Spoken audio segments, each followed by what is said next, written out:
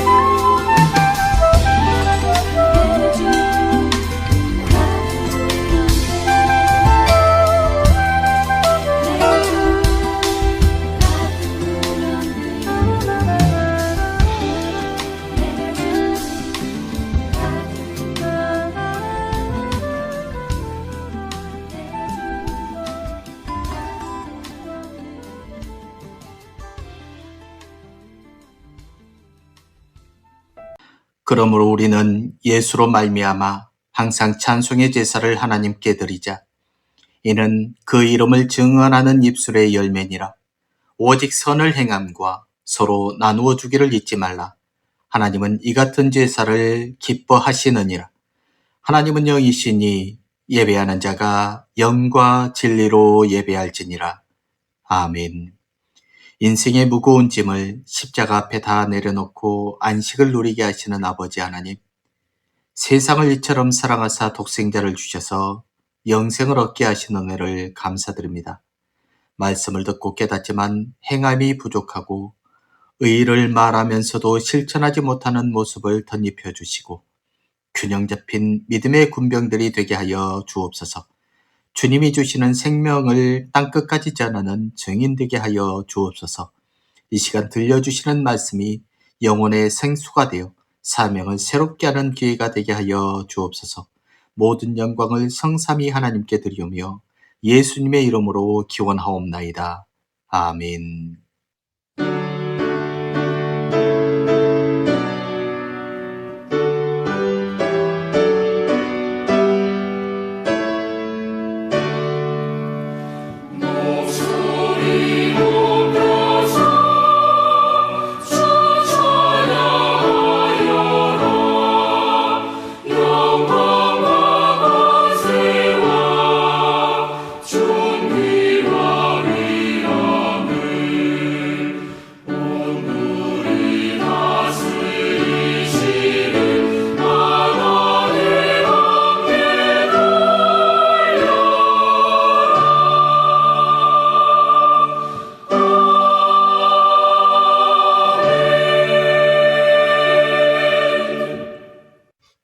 함께 교독할 교독문은 29번 시편 65편 말씀입니다. 교독문 29번 시편 65편 말씀입니다. 함께 교독하시겠습니다.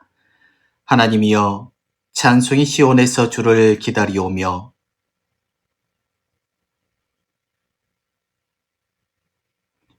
기도를 들으시는 주여, 모든 육체가 주께 나아오리이다.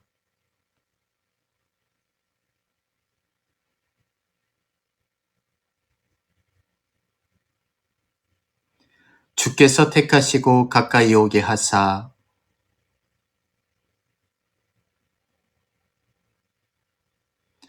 우리가 주의 집 곧 주의 성전의 아름다움으로 만족하리이다.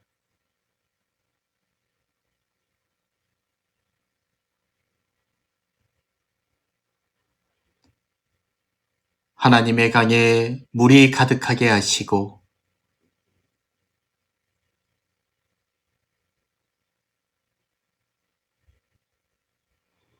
초장은 양떼로 옷 입었고 골짜기는 곡식으로 덮었으매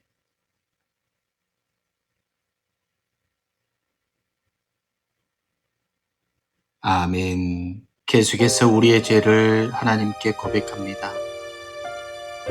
긍휼이 많으신 하나님, 하나님은 사람의 외모를 보지 않고 그 중심을 보신다고 하셨습니다.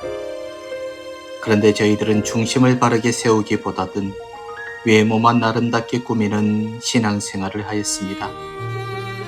은밀한 중에 보시는 하나님만 바라보면서 은밀한 곳에서 기도하기를 싫어하고 오히려 많은 사람들이 보는 앞에서 아름다운 미사역으로 오래 기도하기를 좋아했던 외식하던 자들이 바로 저희들이었습니다.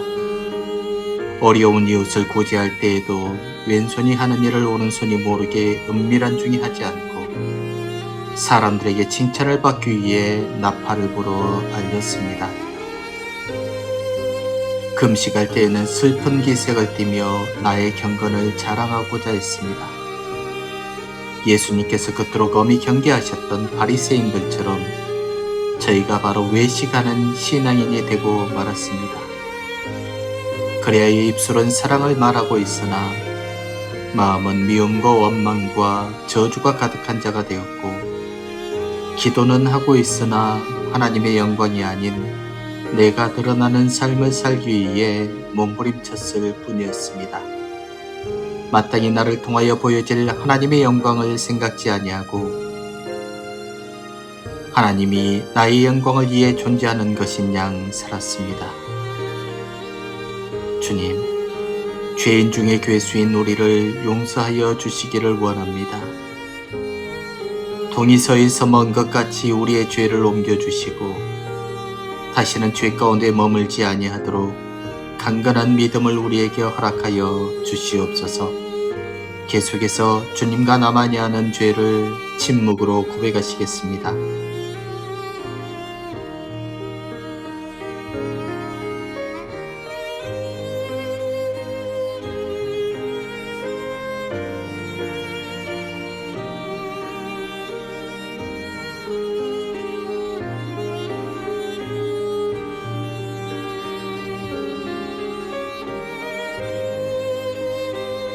내 이름으로 일컫는 내 백성이 그 악한 길에서 떠나 스스로 겸비하고 기도하여 내 얼굴을 구하면 내가 하늘에서 듣고 그 죄를 사하고 그 땅을 고칠지라.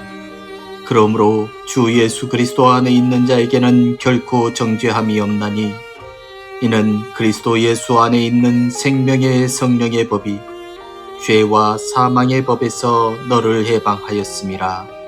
아멘. 사도신경으로 우리의 신앙을 고백합니다. 나는 전능하신 아버지 하나님 천지의 창조주를 믿습니다. 나는 그의 유일하신 아들 우리 주 예수 그리스도를 믿습니다. 그는 성령으로 잉태되어 동정녀 마리아에게서 나시고 본디오 빌라도에게 고난을 받아 십자가에 못 박혀 죽으시고 장사된 지 사흘 만에 죽은 자 가운데서 다시 살아나셨으며 하늘에 오르시어 전능하신 아버지 하나님 우편에 앉아 계시다가 거기로부터 살아있는 자와 죽은 자를 심판하러 오십니다. 나는 성령을 믿으며 거룩한 공교회와 성도의 교제와 죄를 용서받는 것과 몸의 부활과 영생을 믿습니다.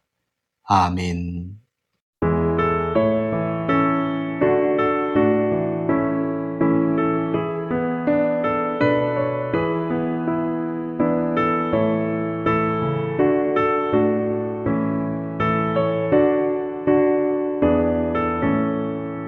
나의 죄를 정케 하사 주의 일꾼 삼으신 구세주의 넓은 사랑 항상 찬송합니다.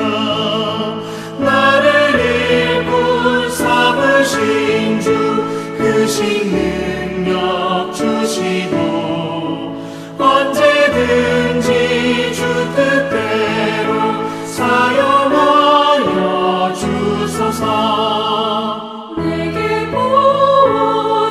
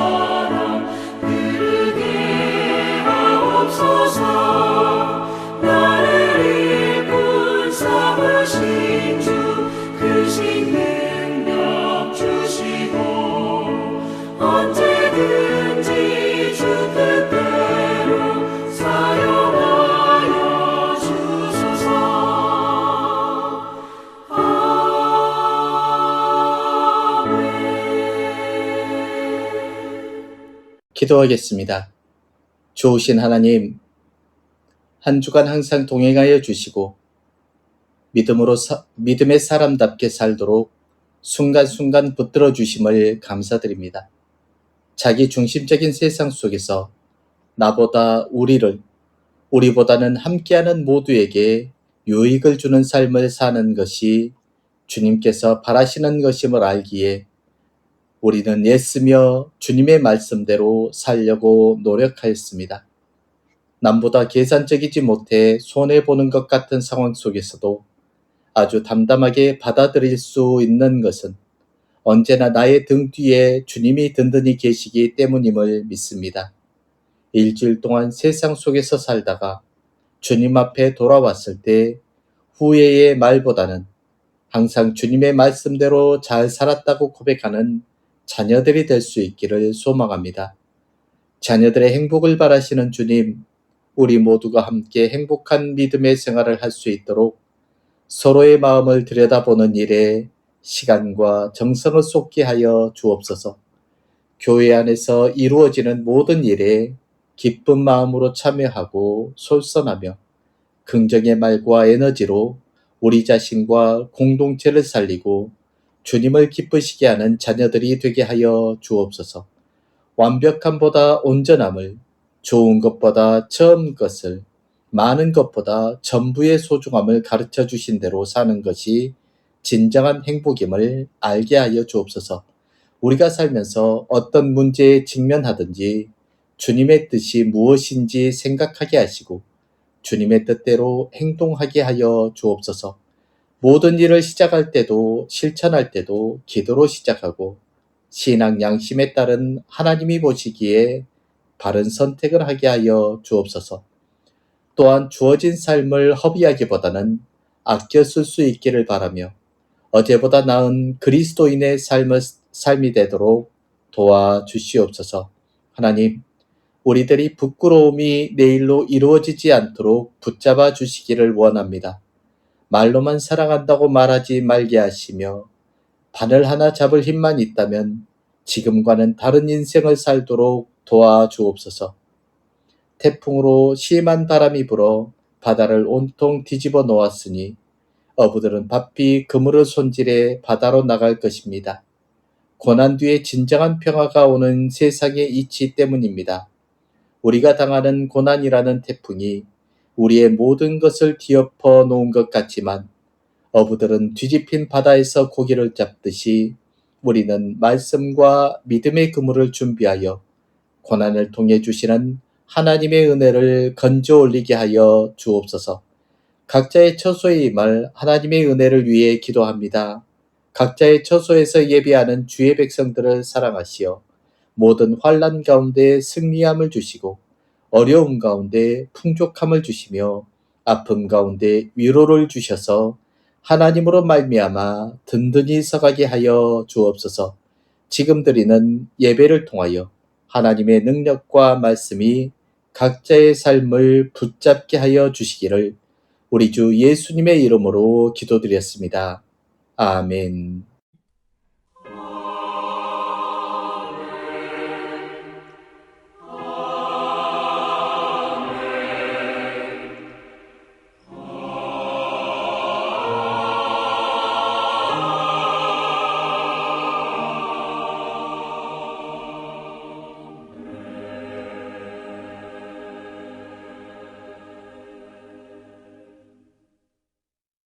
오늘 우리에게 주신 하나님 말씀은 마태복음 9장 9절에서부터 13절까지 말씀입니다. 마태복음 9장 9절에서부터 13절까지 말씀입니다. 제가 하나님의 말씀을 봉독해 드리겠습니다. 예수께서 그곳을 떠나 지나가시다가 마태라는 사람이 세관에 앉아 있는 것을 보시고 이르시되 나를 따르라 하시니 일어나 따르니라. 예수께서 마태의 집에서 앉아 음식을 잡수실 때에 많은 세리와 죄인들이 와서 예수와 그의 제자들과 함께 앉았더니 바리새인들이 보고 그의 제자들에게 이르되 어찌하여 너희 선생은 세리와 죄인들과 함께 잡수시느냐. 예수께서 들으시고 이르시되 건강한 자에게는 의사가 쓸데없고 병든 자에게라야 쓸데있느니라. 너희는 가서 내가 긍휼을 원하고 제사를 원하지 아니하노라 하신 뜻이 무엇인지 배우라. 나는 의인을 부르러 온 것이 아니요 죄인을 부르러 왔노라 하시니라. 아멘. 마태라는 이름은 야훼의 선물이라는 뜻을 가지고 있습니다. 하나님의 선물이라는 뜻이지요. 마가와 누가는 그의 이름을 레이라고 부르고 있고 마태는 마태로 기록합니다. 레이는 예수님의 제자인 마태의 본명이라고 말할 수 있습니다. 마태는 사도로 부르심을 받은 후의 이름으로 보입니다. 마태의 가족에 대해서는 성경에 상세하게 언급되어져 있지는 않습니다. 마태는 당시 약간의 교육을 받은 그러한 사람이었고요. 그리고 헬라어도 구사할 줄 알았습니다. 그가 기록한 마태복음의 화폐에 대한 빈번한 언급과 통계는 그가 수치에 아주 밝은 직업, 세리였다라는 것을 증명해 주고 있지요.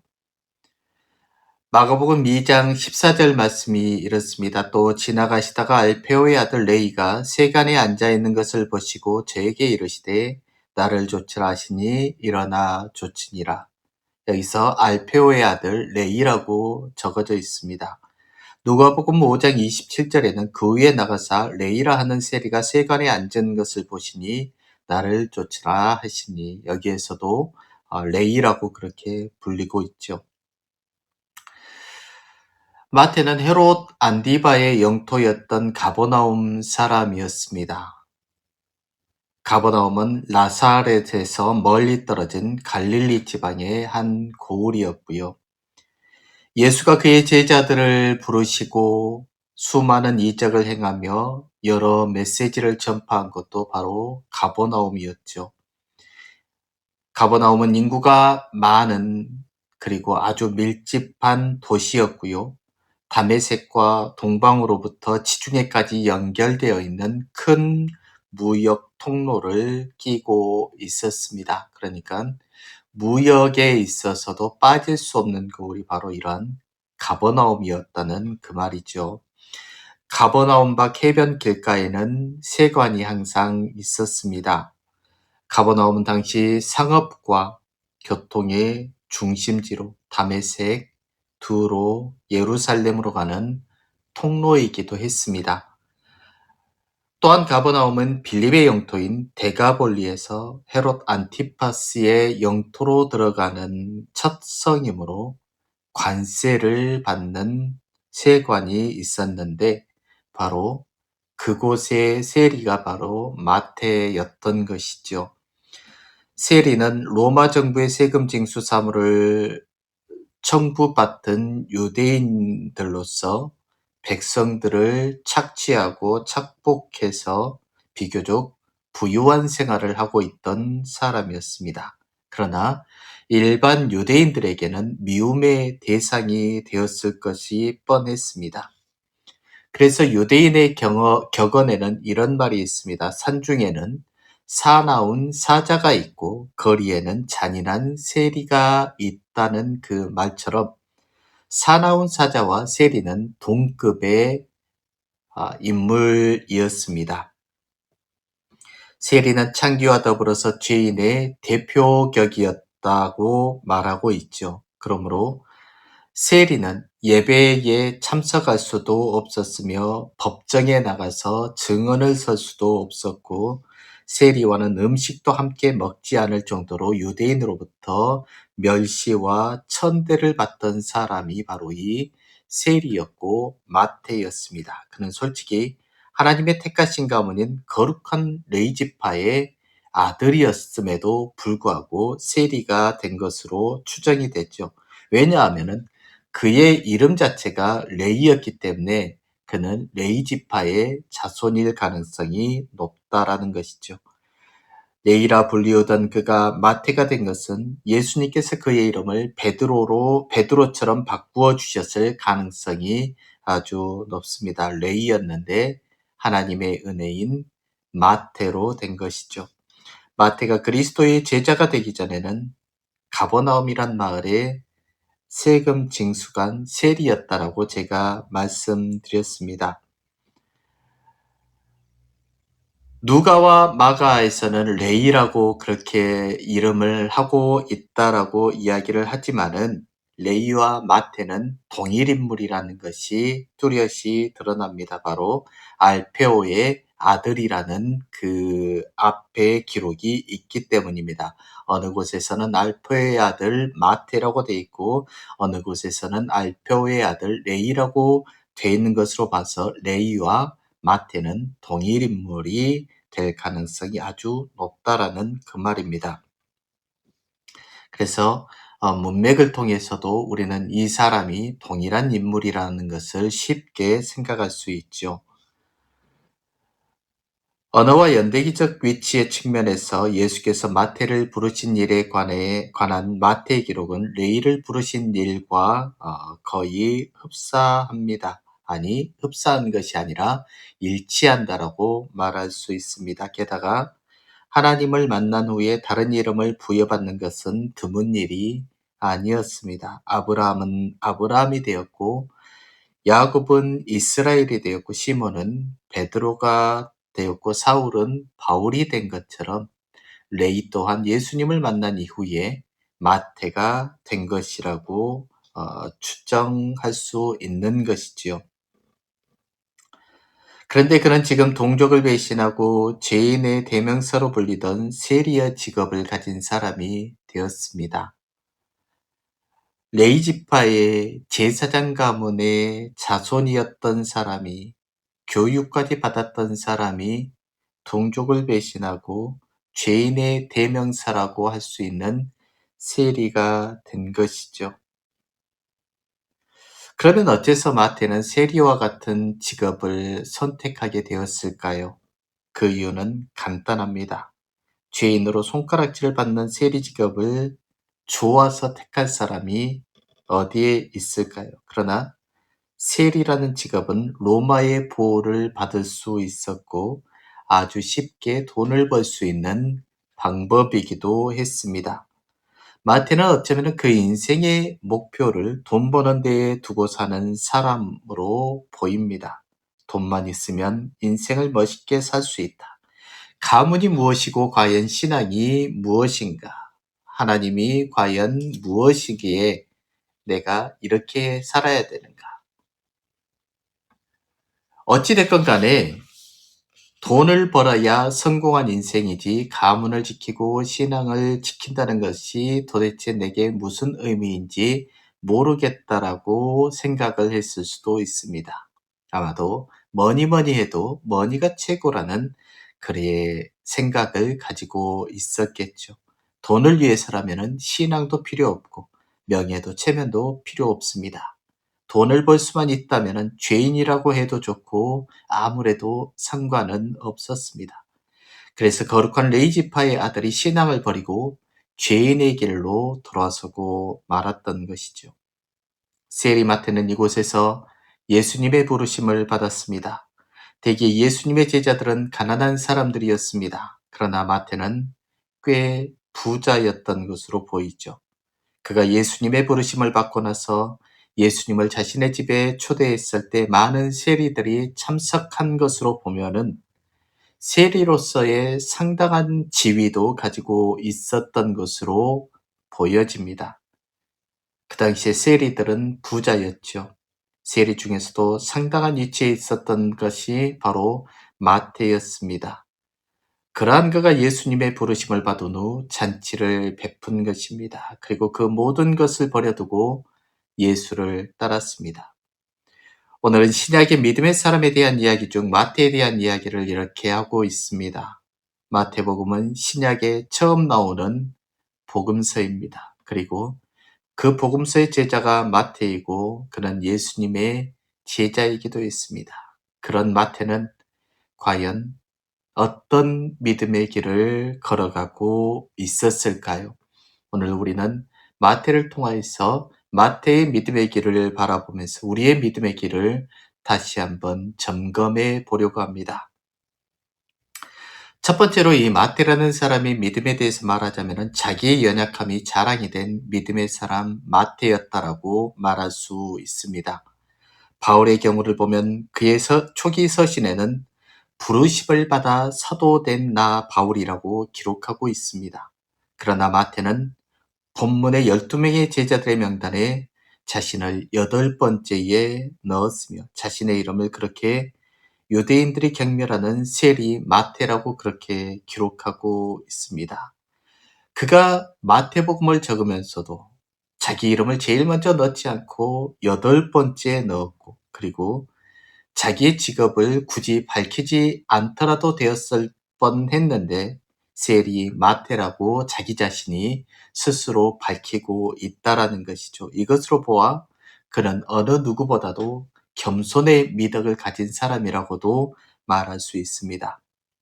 12사람의 이름은 이러하니 베드로라 하는 시몬을 비롯하여 그의 형제 안드레와 세베대의 아들 야고보와 그의 형제 요한, 빌립과 바돌로메, 도마와 세리 마테, 알페오의 아들 야고보와 다데오, 가나안인 시몬과 및 가룟 유다 곧 예수를 판 자라고 마태복음 10장 2절에서 4절에 기록하고 있습니다.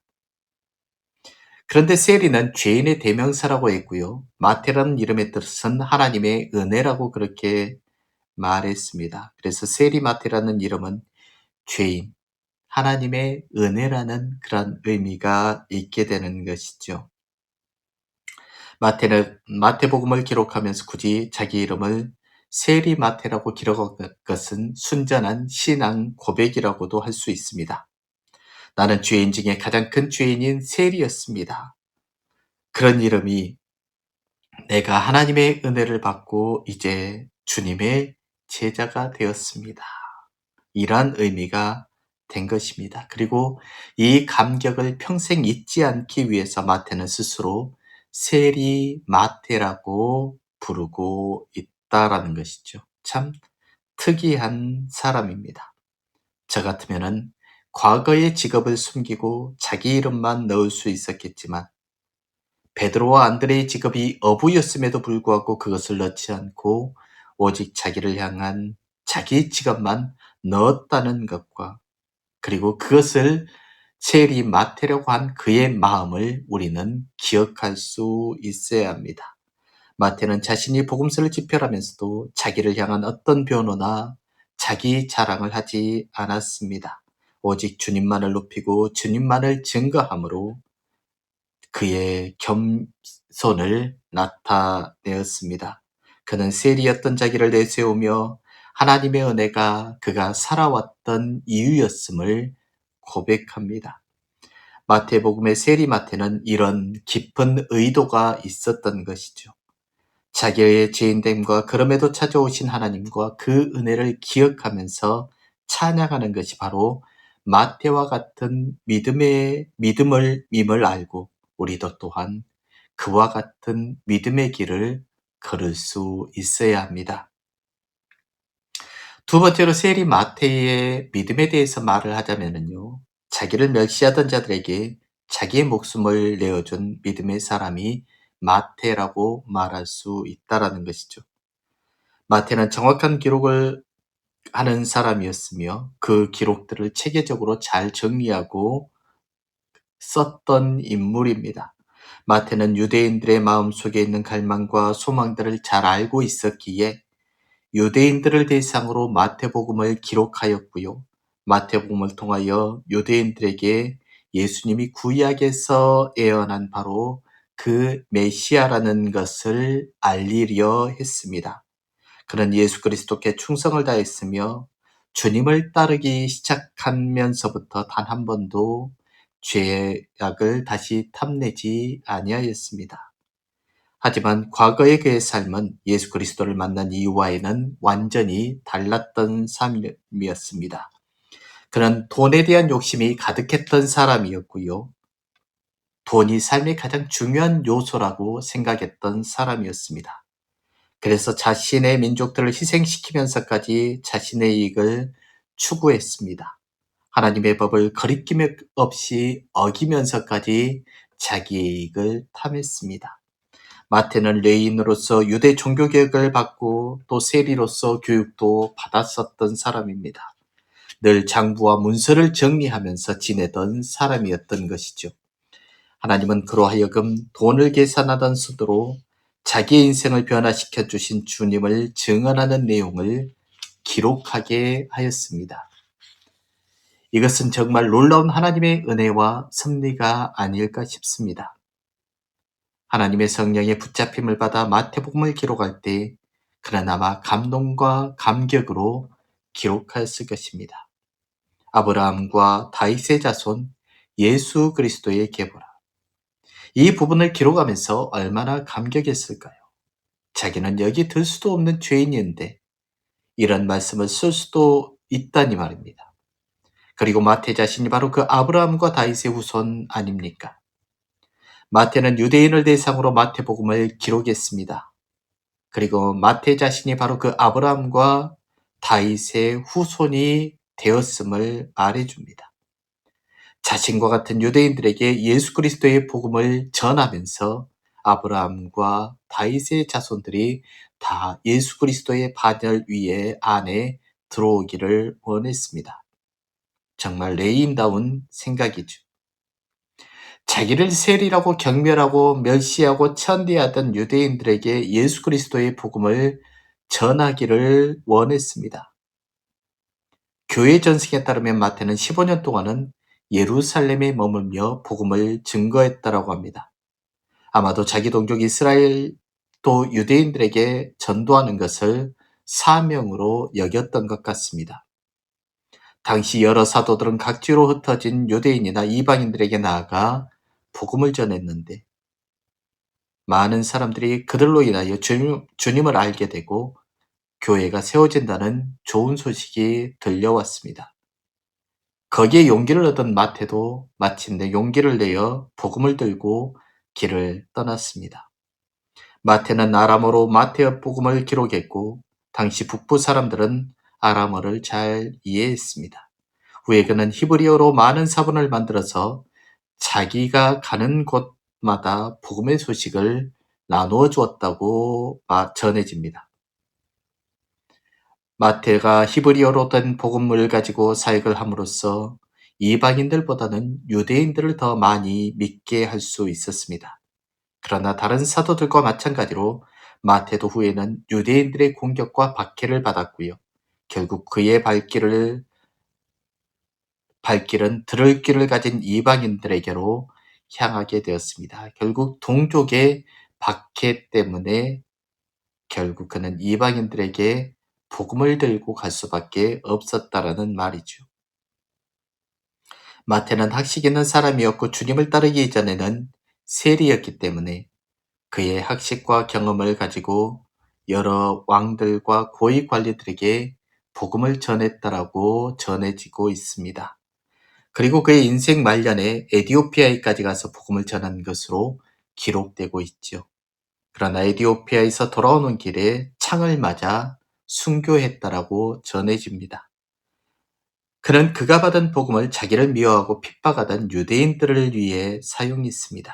그를 죽이려고 하고 예면하고 매국노라고 손가락질하던 유대인을 향해 그리스도의 사랑을 전하고 복음을 먼저 전한 것입니다. 믿음이란 바로 그런 것입니다. 복음 앞에는 원수도 없고 미워하는 자도 없습니다. 마태는 그렇게 복음을 전했고 그렇게 믿음의 길을 걸어갔습니다. 우리 또한 마태처럼 복음 앞에 원수도 없음을 알아 마태와 같은 복음의 길을 걸어가게 되기를 원합니다. 마지막 세 번째로 마태는 하나님의 은혜를 인정하고 따랐던 믿음의 사람이었습니다. 예수께서 마태를 찾아가셨습니다. 예수님께서는 마태가 일하던 세간으로 찾아가셨죠. 마태가 세간에 앉아 있었다는 것은 무슨 뜻입니까? 오늘은 누구에게 가서 어떤 방법으로 얼마를 뜯어내고 얼마를 로마 정부에게 바치고 얼마를 내 주머니에 넣을 수 있을까 계산기를 두드리면서 앉아 있었던 것이죠. 마태는 다른 사람들처럼 애타게 예수님을 찾지도 않았습니다. 같은 세리의 직업을 가졌던 삭개오라는 사람은 뽕나무에 올라가서라도 예수님의 얼굴을 보려고 애를 썼습니다. 그러나 마태는 예수님에 대해 전혀 관심도 없었습니다. 수많은 사람들이 예수님을 만나기 위해 말씀을 듣기 위해 산으로 들로 바닷가로 쫓아다닐 때에도 마태는 전혀 관심이 없었습니다. 오늘 본문 바로 앞에는 예수님께서 중풍병자를 고치신 사건이 기록되어져 있습니다. 어떤 사람들은 중풍병자를 침상채로 예수님 앞에 들고 나왔는데 예수님께서 내 죄사함을 받았으니 일어나 내 침상을 가지고 집으로 가라, 이 말씀으로 중풍병자를 고쳐주셨습니다. 이 사건으로 인해 온 동네가 난리가 났습니다.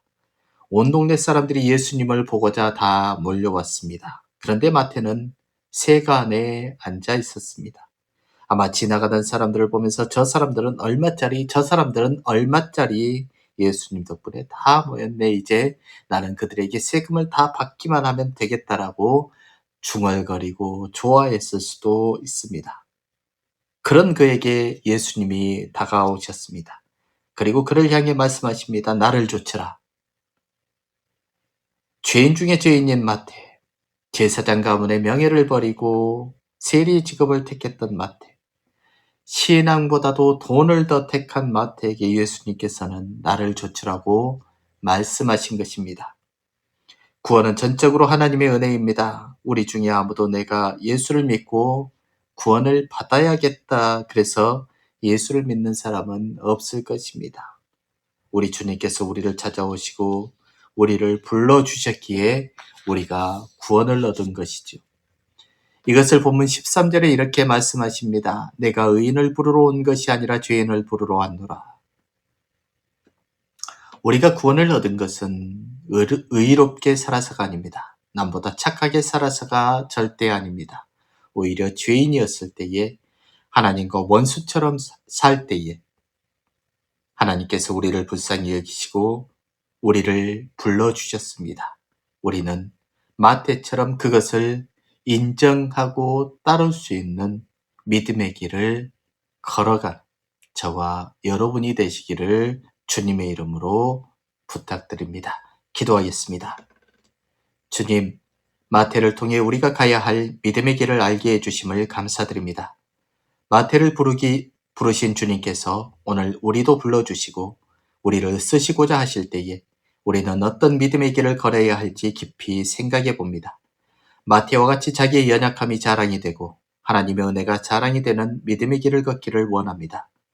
자기를 멸시하고 죽이려던 원수도 복음 앞에서는 다 사라지고 오직 은혜와 사랑만 남길 수 있는 믿음의 길을 걷기를 원합니다. 그리고 자기 이름을 내세우는 자가 아니라 우리의 삶 전체에서 마태와 같이 하나님의 은혜만 남기는 자들이 되기를 원하오니 성령께서 우리를 도와주셔서 마태와 같은 믿음의 길을 걷게 하여 주시기를 우리 주 예수님의 이름으로 기도드렸습니다. 아멘.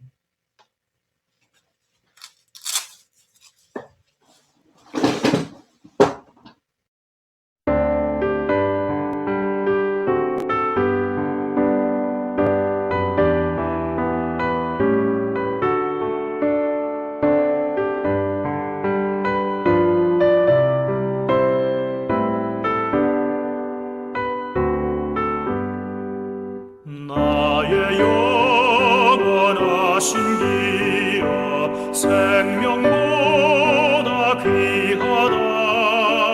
나의 갈 길 다가도록 나와 동행하소서.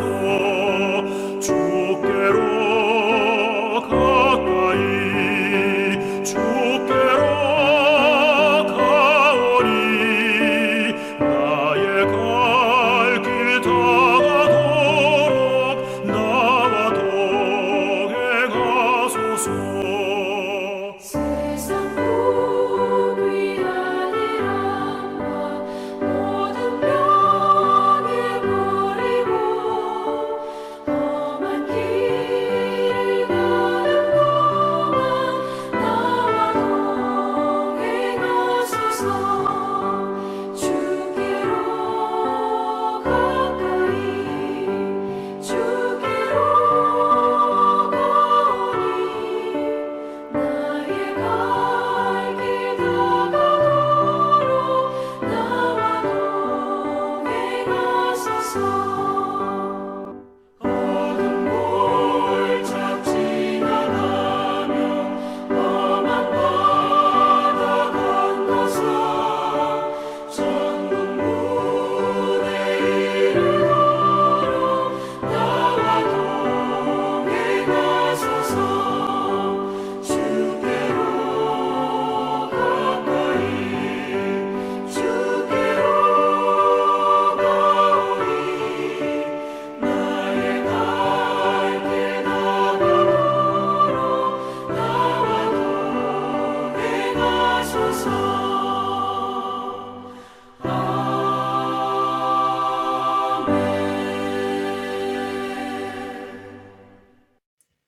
기도하겠습니다.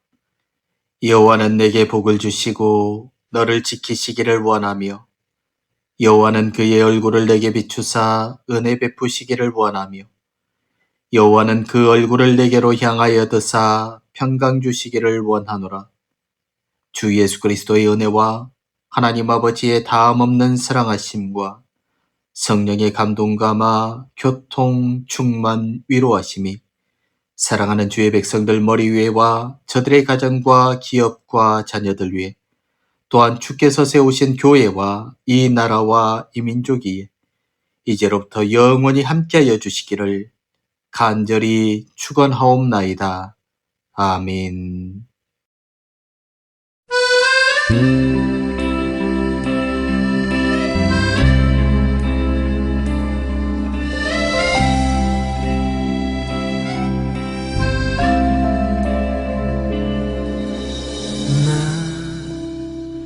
비로소 이제 깊고 넓은 바다 간다.